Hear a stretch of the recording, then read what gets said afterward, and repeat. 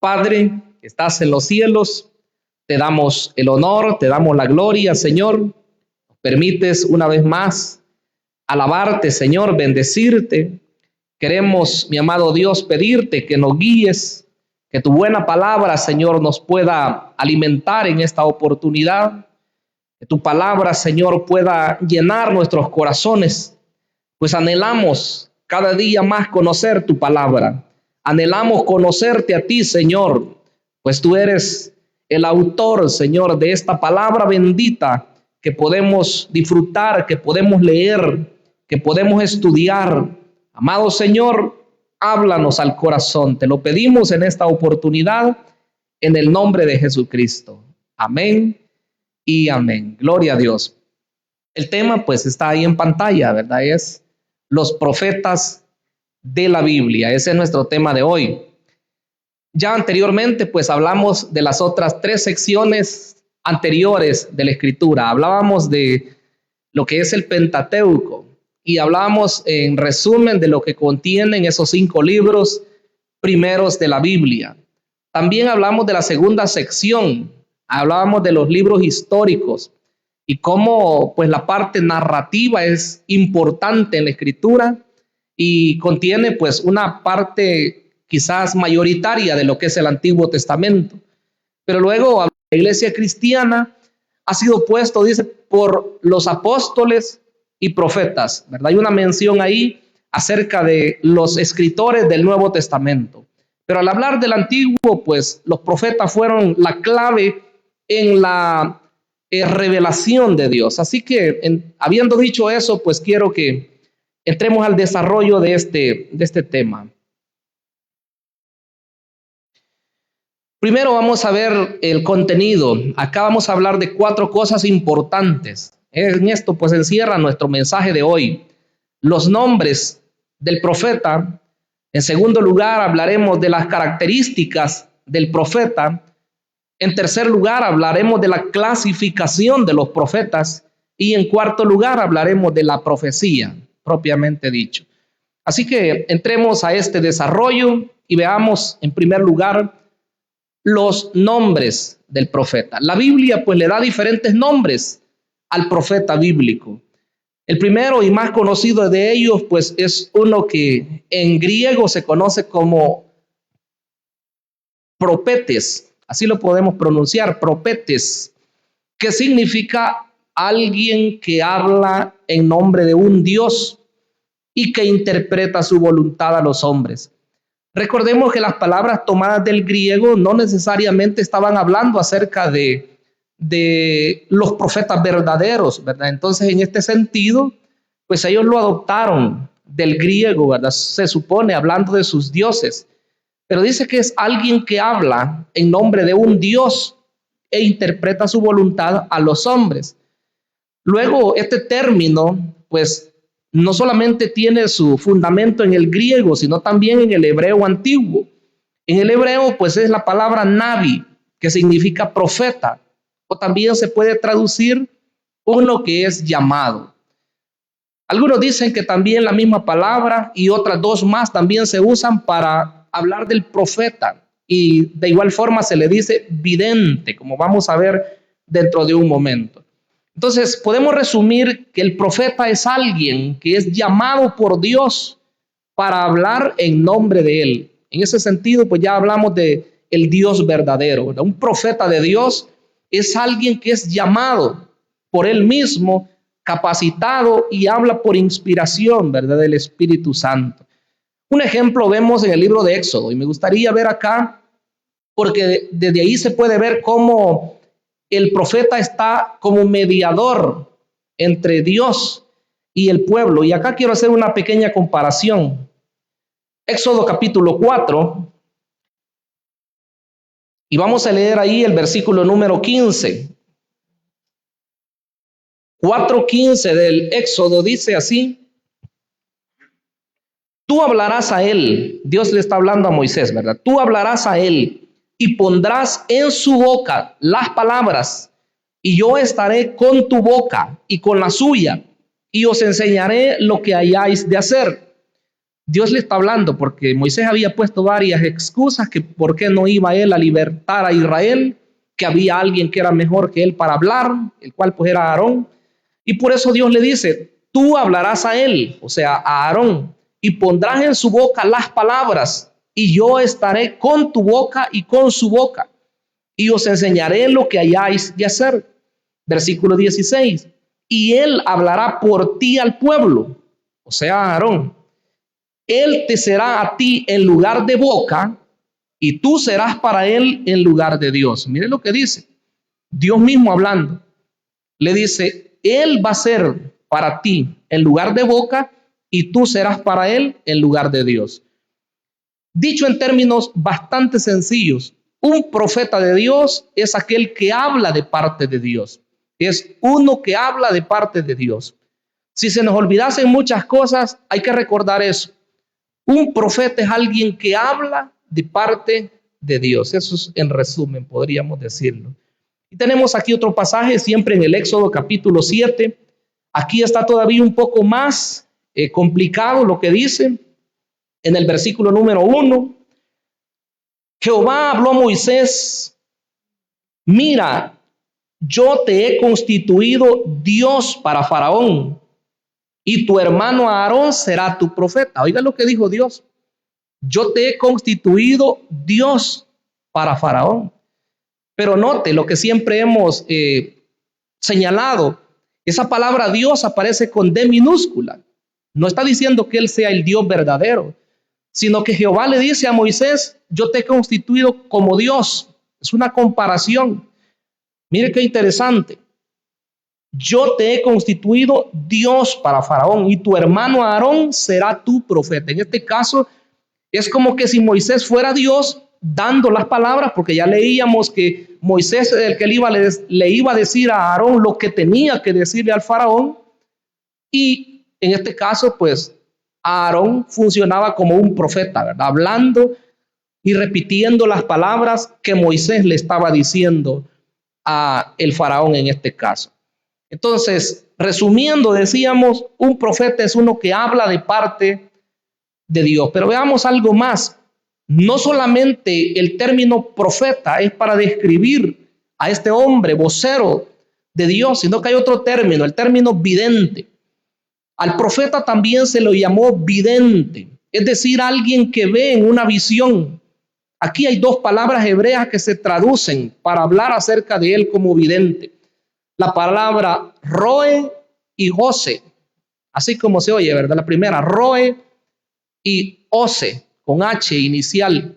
Pues lo que quiere decir es alguien que ve de parte de Dios.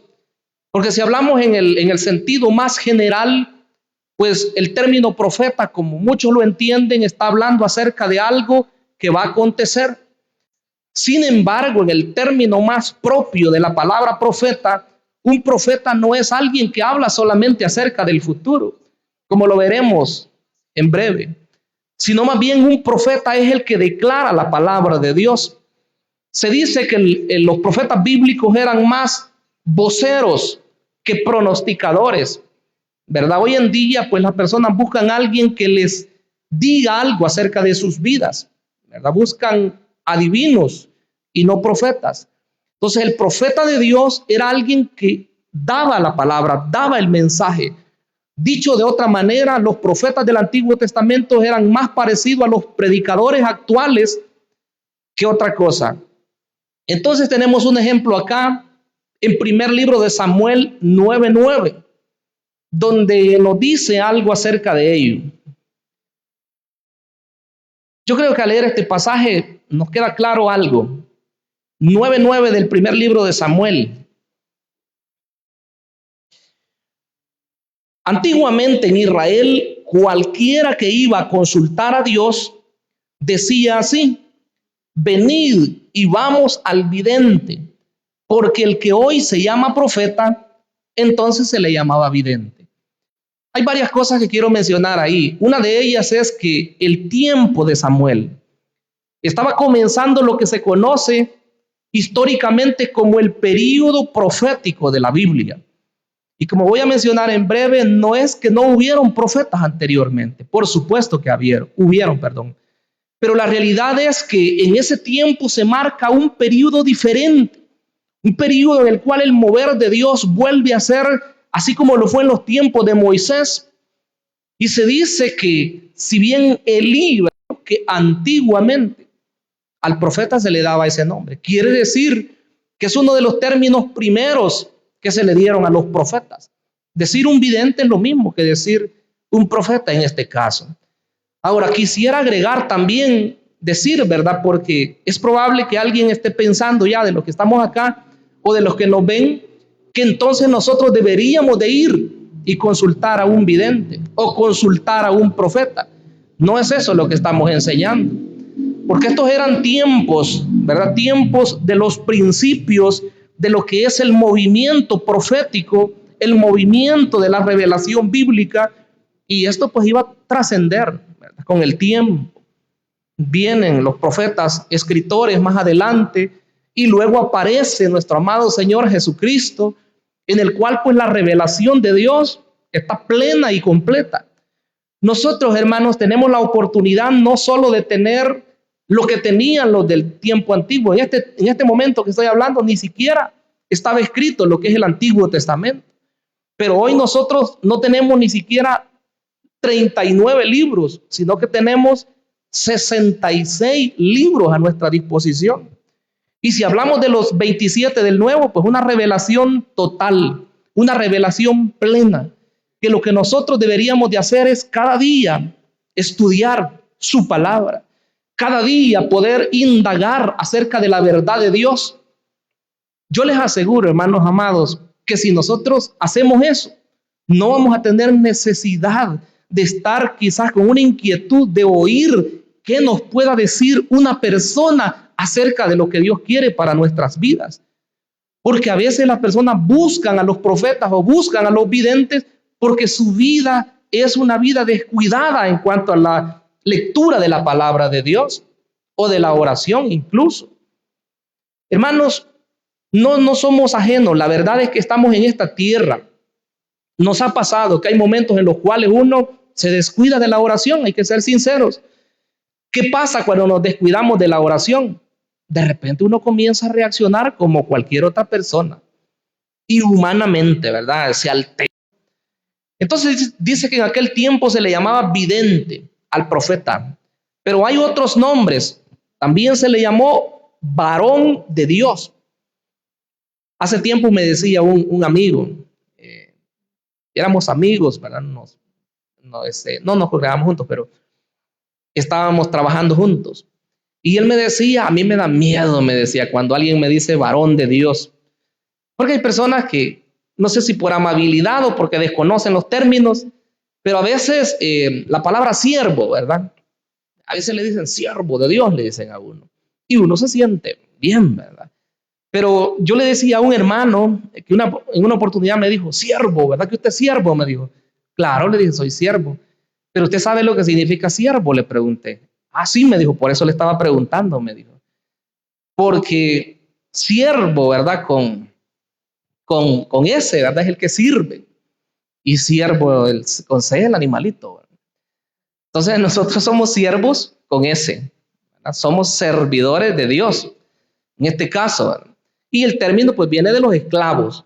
Entonces yo le decía a este hermano, si nosotros asumimos ese término siervos, quiere decir que somos esclavos, le decía. Así que no es nada grande, ¿verdad? No es un título. Pero además de él hay otros términos. También se le decía vigía, por el hecho de estar pendiente, ¿verdad? Del pueblo de Dios o de lo que Dios quería para su pueblo. Y otro término que se le da es mensajero de Yahvé. Igual, ¿verdad? Por recibir el mensaje de Dios y darlo al pueblo. Y por último, también se le llamaba hombre del Espíritu. Mire qué términos más quizás comprometedores. Hombre del Espíritu. Que a un hombre le digan eso, hermanos, es un gran compromiso. Y de hecho que aunque no nos lo digan, los que somos predicadores tenemos una responsabilidad, pero inmensa delante de Dios. Porque la responsabilidad primaria no es con las personas, la responsabilidad primaria es con aquel que nos ha llamado. Entonces estar en la búsqueda, en la comunión con el Señor. Esos términos dice que son en realidad descriptivos de la actividad del profeta. Una cosa es el nombre de él, ¿verdad? Que se le llama profeta en términos generales, y otra es los otros términos que hablan acerca de la función de él, lo que él hace. Aunque a veces se dice que también se toman como nombres del mismo profeta. Veamos entonces la segunda parte, las características del profeta. ¿Cuáles son sus características? Esta parte quizás es el centro del mensaje, lo que nos debe interesar, ¿verdad? Para ver quiénes eran esos hombres. Todo parte con un llamado, y eso creo que también para los que tenemos ministerio debe de llamarnos la atención, porque es una realidad que aquellos hombres, ¿verdad? Tal vez nosotros no lleguemos al calibre de ellos, a lo que ellos hicieron incluso, pero sí compartimos algo especial, que somos llamados de parte de Dios para predicar su palabra. Dice que el profeta bíblico estaba seguro que Dios le había llamado para comunicar su mensaje. O sea, no es que él estaba dudando, ¿verdad? No es que él estaba pensando que Dios quizás le había hablado o que Dios le había dado algo, no. Él estaba seguro de que Dios le había hablado. Entonces, una verdad comunicada con tal seguridad, hermanos, era dada con la fuerza del Espíritu Santo. Porque la realidad es que este mensaje no se inventa. El mensaje de Dios no es para jactanciarse. El mensaje de Dios no es para querer lucirnos. El mensaje de Dios es para declarar qué es lo que Dios nos ha dicho para su pueblo. Ese llamado se describe en algunos casos con mucho detalle, pero ese llamado es diverso. Si nosotros dijésemos, para descubrir mi llamado ministerial, porque hay personas que están en la búsqueda de descubrir su llamado al ministerio, y si dijesen, yo quiero saber cómo es que Dios llama a una persona, bueno, la inquietud está buena, pero lo que nosotros más deberíamos de hacer es ver cómo llamó Dios a los hombres en la Escritura, y ni aún así tendríamos completo lo que es el entendimiento del llamado de Dios, porque Dios llamó a sus siervos de diversas maneras, y Dios podría hacerlo con nosotros también de una forma diferente. De hecho, que lo hace. Cada uno de los que predicamos tenemos un momento en el cual Dios impactó nuestro corazón. Y de ahí en adelante, pues, es lo que somos. Entonces, en los profetas del ayer tenemos varios ejemplos. El primero es Isaías. Isaías en el capítulo 6, brevemente lo vamos a ver porque si no, no alcanzaría el tiempo. Isaías 6 da los detalles de cómo fue llamado este siervo de Dios, y dice que él mira el templo de Dios allá en el cielo. Mira serafines, ¿verdad? Estaban ahí, dice el versículo 2, porque vio el templo de Dios. Por encima de él había serafines, cada uno tenía 6 alas, con 2 cubrían su rostro, con 2 cubrían sus pies y con 2 volaban. Y el uno al otro daba voces diciendo, Santo, Santo, Santo, Jehová de los ejércitos, toda la tierra está llena de su gloria. Y los quiciales de las puertas se estremecieron con la voz del que clamaba, y la casa se llenó de humo. Mire cuál es la reacción ante la santidad de Dios, hermano. Versículo 5. Y dije, ay de mí, que soy muerto, porque siendo hombre inmundo de labios, y habitando en medio de pueblo que tiene labios inmundos, han visto mis ojos al Rey, Jehová de los ejércitos. Quiero que vean esa expresión, ay de mí. Quizás si fuéramos un poquito más conscientes nosotros de la santidad de Dios, tendríamos más temor. El temor a Dios, hermano, no es un miedo espantoso, pero sí nos lleva a nosotros a respetarle a Dios, a reverenciarlo por lo que Él es. Porque tenemos un Dios que, si bien es cierto que es amor con nosotros, nos ama inigualablemente, pero también es un Dios que es santo, es un Dios que es justo, y quiere decir que Él demanda de nosotros santidad, como dicen Levíticos. Sed santos, dice, porque santo es vuestro Dios. Entonces este Dios santo llama a Isaías, y me gusta porque Isaías responde a la voz, al llamado de Dios, dice que viene un serafín y toca su boca, le limpia su boca malcriada, digámoslo así, y está listo, ¿verdad? Limpia su pecado. Dice el versículo 8, después oí la voz del Señor, esto me interesa, que decía, ¿a quién enviaré y quién irá por nosotros? Entonces respondí, ¿qué dijo él? Entonces respondí yo, heme aquí, envíame a mí. Esa palabra, hermanos, hay que entenderla bien. Cuando Isaías dijo esas palabras, él estaba diciendo, Señor, aquí estoy yo. Úsame, envíame. Porque Dios había preguntado, ¿a quién voy a enviar? La parte ministerial es seria, hermanos.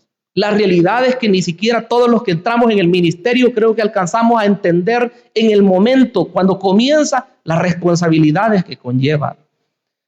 Nos gusta, y como hay un llamado, de cierto modo, nos gustan varias cosas que vemos en los ministros. Quizás a algunos les gustó la apariencia del que predica, a otros quizás les gustó oír, ¿verdad?, la forma como hablaban, a otros quizás les gustó ver las iglesias que esos siervos tenían. Bueno, diferentes cosas, hasta la forma como Dios prospera a los siervos de Dios, puede llamar la atención a alguien, pero eso no es lo más importante. Lo más importante es lo que se va a hacer de trabajo por las personas. Y agreguémosle, lo que las personas no miran muchas veces cuando son movidas o motivadas al ministerio es todas las responsabilidades, los trabajos que se tienen que hacer, los sacrificios que hay que hacer. Todo eso es lo que a veces no se está viendo. Pero Isaías dijo, heme aquí, envíame a mí. Aquí estoy, Señor, envíame. Eso le dijo. Hermanos, si entendemos bien eso, yo creo que no tan fácil alguien va a decir, Señor, yo soy, envíame. Con una conciencia plena, y si el Espíritu de Dios nos está impulsando, entonces hagámoslo. Hagámoslo, porque Dios es el que lo está haciendo. Si vemos a Jeremías, Jeremías fue un poco diferente.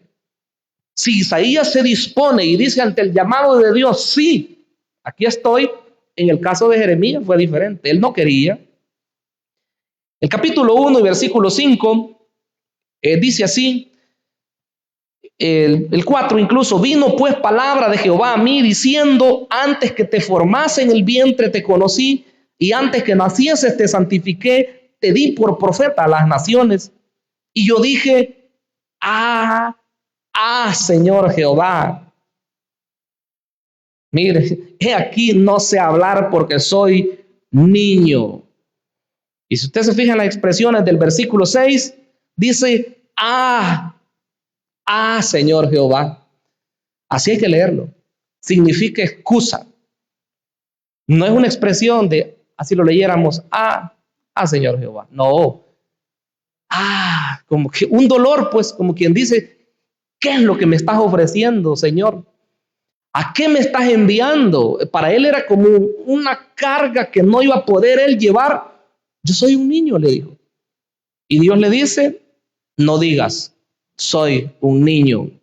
Versículo 7, y me dijo Jehová, no digas, soy un niño, porque a todo lo que te envíe irás tú y dirás todo lo que te mande. Es Dios hablando, hermanos. Dios habla. No digas, soy niño. A todo lo que yo te envíe vas a ir tú, le dice. Y vas a hacer lo que yo te mande. Qué tremendo, hermanos. Aunque llegue un momento cuando sintamos que no queremos, el llamado de Dios va a pesar más para que nos impulse a seguir trabajando. Y los otros ejemplos los voy a dejar para que ustedes lo lean en casa, porque el tiempo, si no, no nos alcanza. Ahí está el ejemplo de Ezequiel, su llamado. Ahí está el ejemplo de Amós, su llamado. Y esos son ejemplos nada más. Hay muchos más del llamado de Dios. Pero otra característica del profeta de Dios es su mensaje. El mensaje del profeta no es un mensaje cualquiera. Hay dos formas. Unos han dicho que el mensaje del profeta antiguo era un mensaje extático. Por lo que quiere decir es que el hombre entraba en una especie de trance y que perdía todas sus facultades mentales y comenzaba a dar un mensaje de una manera descontrolada. aunque yo creo que esa no es la mejor forma de la profecía bíblica.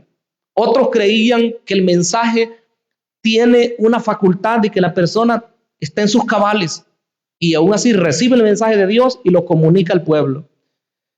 Para hacer justicia a lo que acabo de decir, tengo que mencionar que en la Biblia hay ejemplos de personas que lo hicieron de la primera forma, como dije. Entraron en una especie de éxtasis. Por ejemplo, Saúl, en 1 Samuel 10:11, dice la escritura que llega Saúl a un lugar donde estaban los profetas, los hijos de los profetas, y él comenzó también a profetizar. Ni cuenta se daba él lo que estaba haciendo.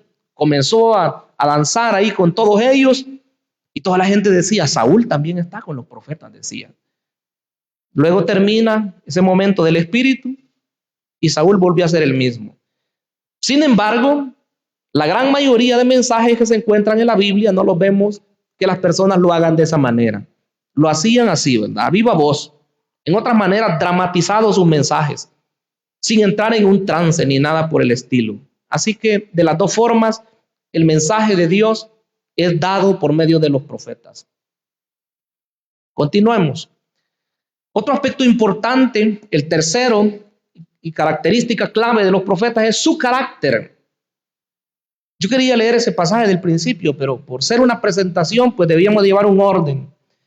Este pasaje en 1 de Pedro 1:21, si lo leemos completo en el texto sagrado, dice 1:21 de 2 de Pedro, porque nunca la profecía fue traída por voluntad humana, sino que los santos hombres de Dios hablaron siendo inspirados por el Espíritu Santo. En este caso, dice Pedro que los hombres de Dios fueron movidos por el Espíritu y hablaron, dice, de parte de Dios. Movidos, impulsados. Pero nos interesa ver esa parte que dice los santos hombres de Dios. Algunos han objetado y han dicho que Dios puede hablar por quien Él quiera. Y para eso van algunos ejemplos. Dicen, habló también por una burrita, hizo esto, hizo lo otro. Pero esos son cosas que Dios quiso hacerlas porque Él lo quiso hacer así. Pero los hombres llamados al ministerio, hermanos, no deben de ser cualquier cosa, ¿verdad? Las mujeres también que si predican, debemos ser diferentes. Dice que son hombres santos de Dios. El carácter es importante. En la parte espiritual, si se habla del carácter, lo número uno debe de ser la santidad. Y creo que en eso tenemos un reto tremendo, porque la verdad es que predicadores y no predicadores somos tentados por el enemigo a pecar, ¿verdad? No es que porque es pastor o porque es un evangelista ya no siente deseos de pecar. Claro, mayores son las tentaciones a veces. Entonces, pero hay un carácter que se debe cuidar y es ese, ¿verdad? La santidad. La evidencia bíblica indica que Dios solo usó a personas santas como sus profetas. Mire qué hermoso. Quizás el tiempo nos faltaría, ¿verdad? Pero estábamos viendo a Isaías. Antes de que él respondiera, heme aquí, envíame a mí, ¿qué fue lo que sucedió? Dios tuvo que purificarle sus labios. Y así podemos ver otros ejemplos. Dios siempre, hermanos, hizo una obra en ellos. Si nos vamos al tiempo del Nuevo Testamento, Pablo era un hombre matador. Pero cuando se encuentra con Dios, ahí quedó, pero sedita, diríamos nosotros. Señor, ¿qué quieres que haga? Le dijo. Y estaba tirado ya en el suelo. Y le dijo, entra a la ciudad de Damasco y ahí se te va a decir lo que vas a hacer. 3 días tuvo que esperar. Estaba en ayuno. Estaba en oración. Dios envió a Ananías, un siervo de Dios, ora por él, le imponen las manos, es lleno del Espíritu Santo y comienza su ministerio. Entonces quiere decir que no es cualquier cosa un ministro de Dios. Ah, no, si cualquiera puede predicar. Momento, esas palabras así a veces no son entendidas. Pero no cualquier persona, no es así. Son hombres llamados por Dios. Pero avancemos. La clasificación de los profetas, que es la tercera parte de nuestra enseñanza, voy a mencionar 2 cosas importantes acá. Primero, se habla de los profetas antes de Samuel. Aquí hay una pequeña confusión porque si bien es cierto que la Escritura dice que el último de los jueces y el primero de los profetas era Samuel, Quiero ver rápidamente dos pasajes, Hechos 3.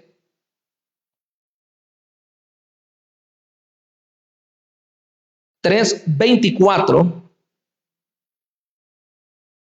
del libro de los Hechos, dice así: y todos los profetas, desde Samuel en adelante, cuantos han hablado, también han anunciado estos días acerca del Mesías, ¿verdad? Dice todos los profetas, desde Samuel. Por eso muchos dicen, ahí comienzan los profetas, sin considerar que la Biblia dice profetas antes. Le dice profeta a Moisés, le dice profetisa a María y muchos otros. Veamos el otro pasaje, 13:20 de Hechos. 13:20 de Hechos. Dice de esta manera: después, como por 450 años, les dio jueces hasta el profeta Samuel. Mire, él es el último juez. Al ver el libro de los jueces también ahí lo dice, ¿verdad?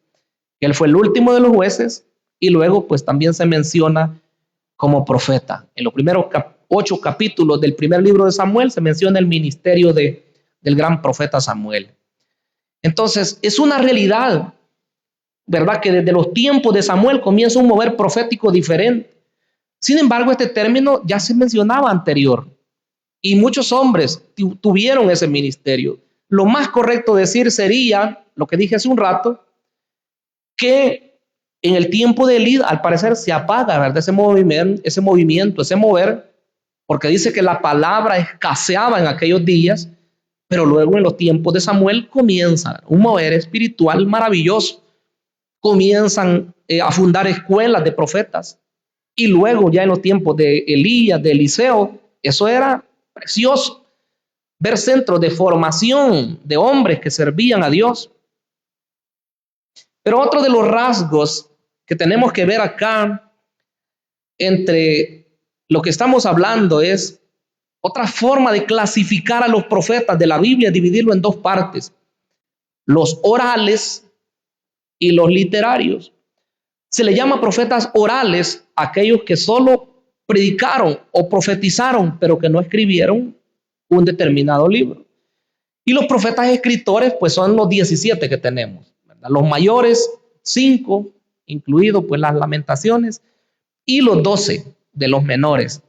Pero esa es una forma general de dividir a los profetas, porque se dice que incluso hombres del ayer como Samuel se le atribuyen 2 libros. Entonces, si a veces no habíamos analizado eso, sería bueno considerarlo. Entonces, no es del todo veraz esa clasificación que se hace. También Jeremías se dice que fue un profeta oral antes que un profeta escritor.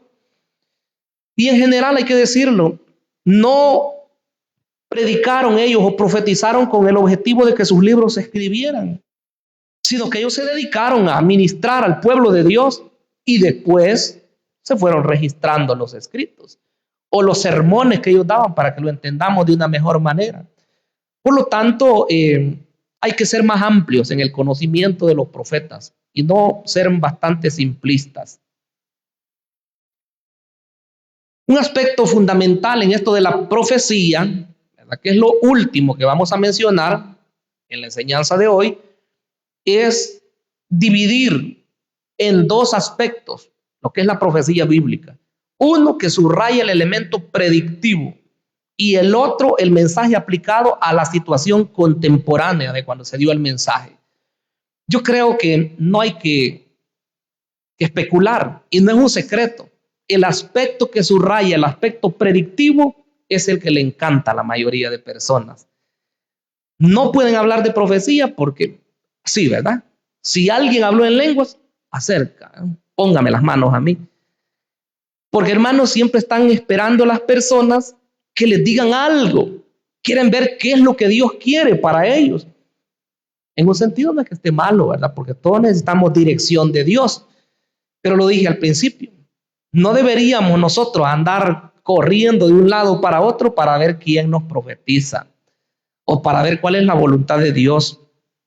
La voluntad de Dios está revelada en su palabra. Amén. Ahí está. Entonces, si queremos conocer la voluntad de Dios, leamos la Escritura. Y si Dios va a usar a alguien, hermanos, en la iglesia con un don de profecía y nos va a fortalecer nuestra fe, Él lo va a hacer. allá va corriendo. Y cuando le dice que le viene una bendición grande, bien contenta viene la hermana, ¿va? O el hermano, bien contentito vienen. No vaya a ser que le vayan a decir un ataúd, vi, ¡ja! Comienza a temblar, ¿verdad? Y ese susto, pasan varios días que le pasa. ¿Por qué? Porque somos dados muchas veces a lo que nos van a decir.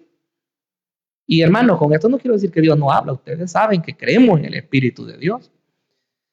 Pero muchas veces Él ha hablado en nuestras vidas por medio de alguien que nos dé un mensaje, o por medio de sueños, o por medio de visiones. Pero hay que tener cuidado, ¿verdad? Entonces el mensaje futurista, pero lo otro es el mensaje contemporáneo. Es un mensaje dado para las personas cuando oían al profeta de Dios. Y ese mensaje, por supuesto, que también se dio. Se dice que en la profecía bíblica los dos elementos deben estar juntos. No tenemos que dejar de creer en la parte futura ni a Babilonia. Ya estando allá, también le dio mensaje. Allá estaba Daniel, allá estaba Ezequiel, le daba mensaje, pero siguieron lo mismo. Bueno, regresan y levanta Dios a otros profetas, a Ageo, a Zacarías, a Malaquías, y les insta también a que hicieran algo en su tiempo. No solamente les decía va a venir el Mesías, vienen tiempos mejores, viene algo bonito, no, sino que trabajen, construyan el templo, hagan lo que tienen que hacer. La profecía es eso, hermanos. La profecía no solamente usted espere, una cama te viene, dijo una persona, o un carro, ¿verdad? Te va a dar Dios. Qué bueno, ahora sí de bendiciones y vienen esas bendiciones, pero hermanos amados, ¿en qué estamos en la obra del Señor? Y el mensaje futuro, por supuesto, apunta al Mesías principalmente, ¿verdad? Dijo Dios en Amós 3:7, con eso cierro. Capítulo 3, versículo 7 de Amós. Porque no hará nada Jehová el Señor sin que revele su secreto. ¿A quién? ¿Quién dice ahí, hermanos?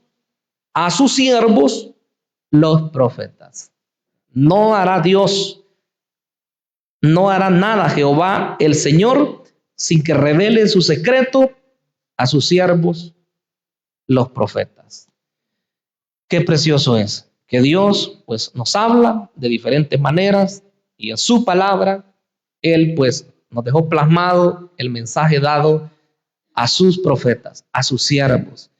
Y nosotros hoy tenemos el privilegio de leer esos mensajes. Claro, pues este es un panorama general. Quedaría pendiente el poder profundizar, ¿verdad?, en la interpretación del género profético. ¿Cómo hacer? Porque ese es otro asunto. ¿Cómo interpretar la profecía? Por ahí hay un elemento pues que habla acerca de que está como amalgamado con la poesía y la profecía. Aunémosle más la parte de la apocalíptica que se usaba también en esos tiempos. Pero bien, oremos al Señor. Padre, que estás en los cielos, te damos el honor y la gloria. Queremos, Señor, honrarte, exaltarte a ti, mi amado Dios. Nos permites poder conocer tu palabra. Nos permites, Señor, poder profundizar en el conocimiento, Señor, de tu palabra. Queremos ser eficientes, Señor, en la enseñanza de tu palabra. Y queremos ser diligentes también en el estudio de ella. Dios amado, guíanos. Y que todo lo que hagamos, Señor, y que podamos comprender en tu palabra bendita, pueda ser de bendición nuestra y también de aquellos que nos oyen. Padre, te damos el honor y la gloria. En el nombre de Jesús. Amén y amén. Gloria al Señor.